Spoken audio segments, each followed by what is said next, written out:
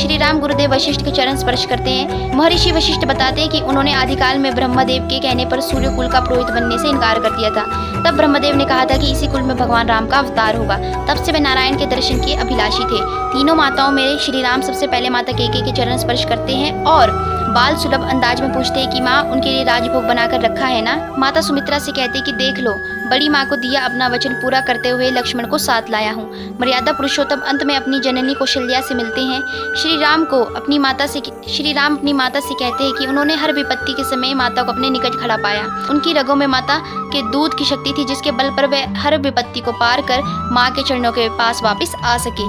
माता कौशल्या कहती है कि संसार उन्हें भगवान का अवतार कह रहा है, लेकिन वह उन्हें अपने पुत्र के रूप में ही निहारना चाहती हैं। माता कौशल्या श्री राम को भरत जी के पास ये कहकर भेजती है कि उसने तुमसे अधिक कठिन वनवास काटा है। भरत जी श्री राम के चरणों में गिरकर उनकी खड़ाऊ पहनाते हैं। श्री राम भरत जी को उठाकर गले लगाते हैं। माता सीता भी तीनों माताओं का आशीर्वाद लेती हैं। माता कौशल्या देवी सीता का हाल पूछती हैं तो वे कहती है कि जब त्रिजटा उन पर हाथ फेरती थी तो उस क्षण मुझे उनमें आपकी छवि दिखाई पड़ती थी। उर्मिला, मांडवी और श्रुतकीर्ति भी अपनी बड़ी बहन सीता के गले लगकर रोती हैं। माँ का हृदय पुत्र के लिए कितना तड़पता है। माता कौशल्या लक्ष्मण से मिलकर सबसे पहले ये पूछती हैं कि उसे मेघनाद की शक्ति कहाँ लगी थी।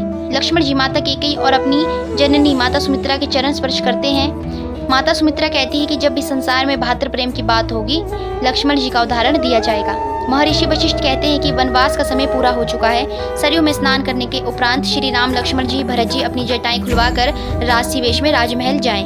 अभिनंदन गीत के बीच श्री राम व माता सीता राजमहल में प्रवेश करते हैं। थाल में मुकुट लिए भरत उनके पीछे चल रहे हैं। श्री राम अपने ससुर राजा जनक को प्रणाम करते हैं। सुहागिनें सिर पर मंगल कलश लिए हुए हैं। ऋषि मुनि वैदिक मंत्रोच्चार कर रहे हैं। श्री राम व माता सीता राज सिंहासन पर बैठने के पूर्व गुरु वशिष्ठ के चरण स्पर्श कर आशीर्वाद लेते हैं। गुरुदेव पवित्र नदियों के जल से श्री राम का अभिषेक करते हैं, उन्हें राज तिलक लगाते हैं। उधर महर्षि अगस्त्य अपनी मानसिक शक्ति से पूरा दृश्य दूर आश्रम में बैठकर भी देखते हैं।